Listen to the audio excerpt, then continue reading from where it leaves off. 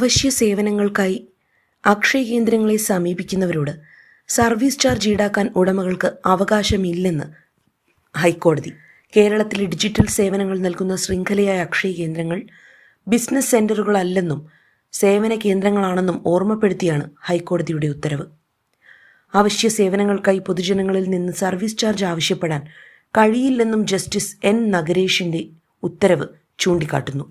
അക്ഷയ സെന്ററുകളിൽ നിന്നുള്ള സേവനങ്ങൾക്ക് ഏകീകൃത നിരക്ക് ഏർപ്പെടുത്തിയ സർക്കാർ തീരുമാനം ചോദ്യം ചെയ്ത് സമർപ്പിച്ച ഹർജിയിലാണ് കോടതിയുടെ നടപടി.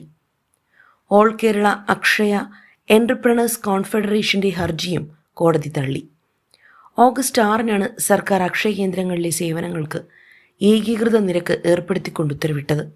എന്നാൽ പ്രവൃത്തികളുടെ വ്യാപ്തി, വിഭവങ്ങളുടെ ഉപയോഗം, പ്രവൃത്തിയുടെ ചിലവ് എന്നിവ പരിഗണിക്കാതെയാണ് സർക്കാർ ഉത്തരവെന്ന് ചൂണ്ടിക്കാട്ടിയാണ് ഫെഡറേഷൻ ഹൈക്കോടതിയെ സമീപിച്ചത്.